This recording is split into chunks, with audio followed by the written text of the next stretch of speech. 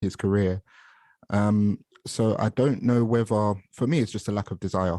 It's a lack of desire, a lack of willingness to take yourself to that next level as a player. It's not you've got peaked early, because he was at a great level, like you said. So do you not think he's peaked early? There's an element of that, but you have to say that, like, you can only use that so much, because in order to stay at your best, you have to put in the work, right? And in order to hit a new level, you have to put in the work. And I feel like he hasn't had that interest in doing that. Even like watching the All or Nothing series, he just there just seemed to be like a lethargic nature about him, wanting to be the class clown all the time. And yeah, there just didn't seem to be any real focus about anything that he did.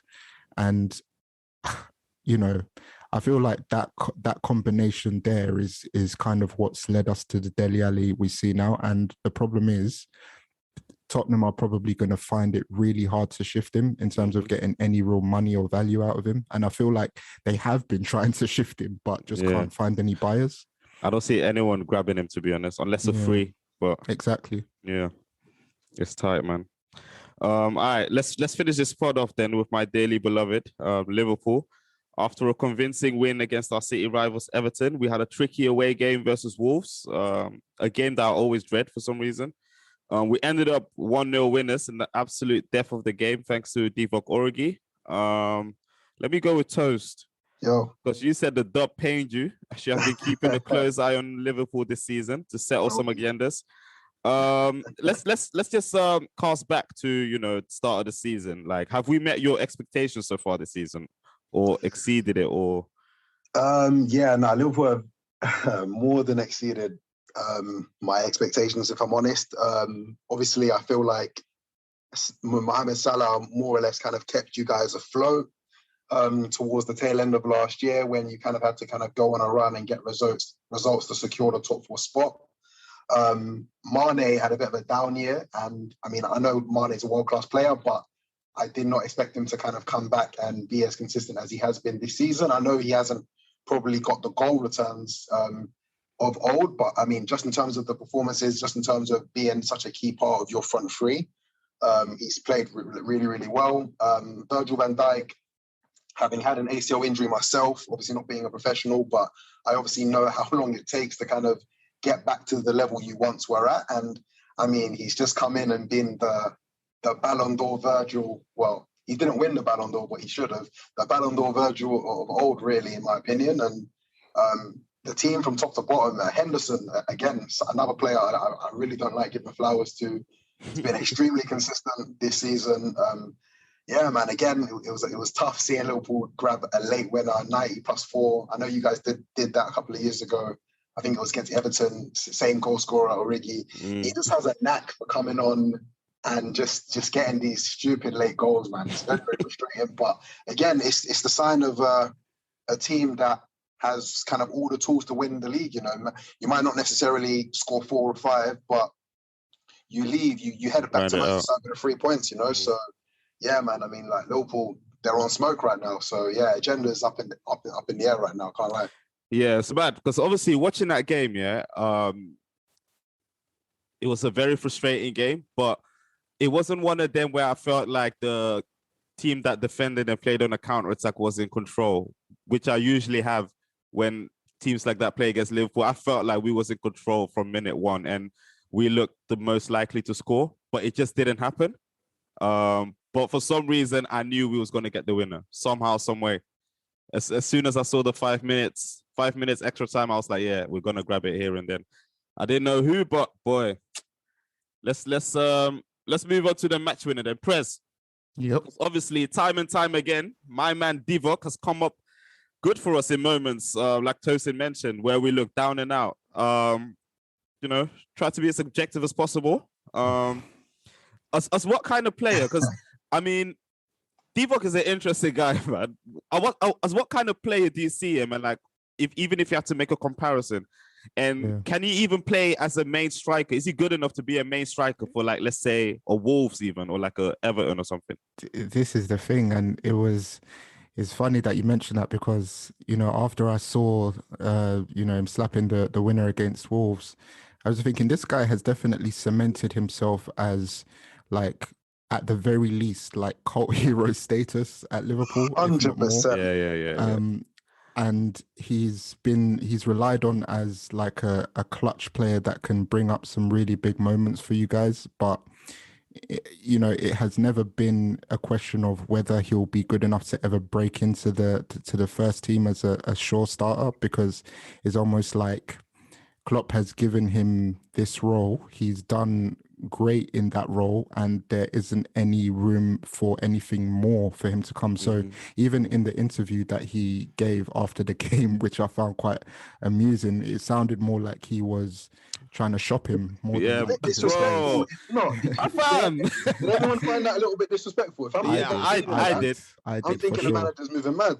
He's done it to another player as well. I forgot. He's done it to, I think, Ox or someone. Like just trying to show him. Like, I don't get it. But that was some sugar-coated disrespect. But yeah, for me, Origi, I feel like if he's happy to accept this role, then he should continue in this way. As bad as it sounds, he's still fairly young, but he's winning stuff with Liverpool and he's playing his part when needed.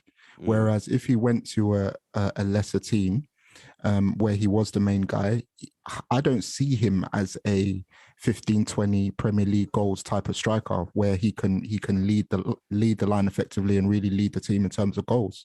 Agreed. I see him in that sort of in the pocket that Liverpool have him in at the moment, and he could really still benefit from that in terms of the things that he wins and the part that he plays. So I feel like he has a decision to make, because it is a little bit of a crossroads. 26 years old.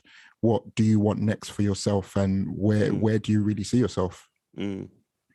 Yeah, I think he's content, man. I mean, he's very content. I think so as I well. don't see Origi like dropping down to like an Everton or like a Wolves and even having the desire to be the main guy. Like you said, he has scored so many important goals for Liverpool, like Champions League final, Champions League, the goal against Barcelona, the semi, obviously the derby goal against Everton, semi-finals versus Dortmund, Europa League. Man, it's unbelievable, man. And you know what? It's one of those ones where there's very few players you can actually rely on to be a super sub and actually come up with these clutch goals, but he does. So what, Press? Ole or Divock?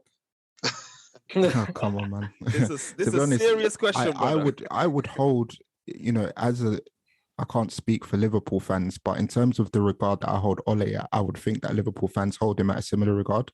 I think that's probably the most I could say on that, because I'm obviously going to be biased to Ole. But in terms of what Divock means to the club, I can imagine that it's a similar standing. No? I think Ole has the longevity.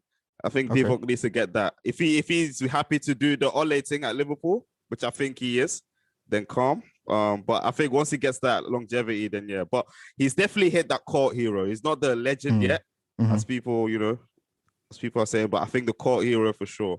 But yeah, you guys know my stance on Divock, man. I love that guy, man, and I think he's kind of been hard done by the come up of Salah, Mane, and all them Klopp signings. Because remember, he was there when Brendan Rodgers signed him, basically. So he's been here before Klopp. And in our Europa League run, if you guys remember where we lost the final to Sevilla, he was our main striker and he was our main guy. And I always felt like Divock is a player that needs like a run in the team to get the best out of him. And I think he's very capable of leading the line, because there's no question about Divock and his goal scoring. He can score all types of goals. He's shown it, like when played, or when even he backs, he can score headers, outside the box, volleys, the goal yesterday. Like he has it all in his locker. He's a fantastic finisher. And yeah, I don't know if he has it in him to play for a smaller team and then, like you guys said, become a 50 to 20 goal like in the league. But I don't know, man. I would like to see him get the chance, because I still think there's a player in there, man. Like Divock's been my guy, man. So, but it's not gonna happen at Liverpool. I know that. For sure. But yeah, I would like to see it. Yeah. What do you guys have for me, Liverpool? If not, we'll go to take some shots. I mean, it's just like just watching Liverpool now. The only question I'd have really, Drew, is like, is there anything that worries you? Because to me, like, you guys are playing the best football at the minute, and the only thing I see personally that I think, oh yeah, right, we can definitely catch you up on, is just defensively. I don't think you are as sound. Like, you've gone from brilliant to very good, and I know that's not a massive difference, but it is that slight bit. So I was just wondering, from your viewpoint, like as a Liverpool fan, what worries you for the rest of the season? That's a very good question. I would even say it's the squad depth, because I think the depth we lack probably up front. That's the only positions where we lack. So I think I'm kind of cool on that. Unless there's going to be crazy injuries again, where like all four of them are injured at the same time. But like you said, yeah, maybe our defense, because our defense is not as tight as I would like it to be. They were very good actually against Wolves, but in other games where like we don't concede a lot of chances, but the chances that we concede are very criminal, and that's what frustrates me, because they're very high quality chances where the other team should probably put them away. Alisson has been great this season, making fantastic saves, so credit to him. But if anything, like you said, yeah, defensively, because the type of chances, we don't concede a lot of chances, but when we do concede them, they're like great chances for the opposition. So yeah, because it's like that Everton goal. I mean, that was one of their only chances of the game, really. Yeah, but you were just wide open there, that I thought, and I personally thought Trent was at fault for that myself. Yeah, I blame Matip, to be honest. Others blamed Alisson because he should have saved it. A one-on-one, you can't blame the keeper, I don't think. Like through the legs, man, from that distance. I mean, it is what it is, man. It is what it is. Yeah. I mean, great, that whole game terrorized Trent, to be honest. I'm never gonna cap. But yeah. If anything, it's gonna be our defense. Yeah, just on your defense, do you feel like there's almost like a conceited air about your back four, especially, you know, I guess Van Dijk and, you know, the style in which he defends? Do you feel like that kind of spreads across the whole back four in terms of, yeah, you can have your chance, but you're likely not going to convert, and we're going to go and score up the other end, kind of thing? Do you get that feeling? Nah, I don't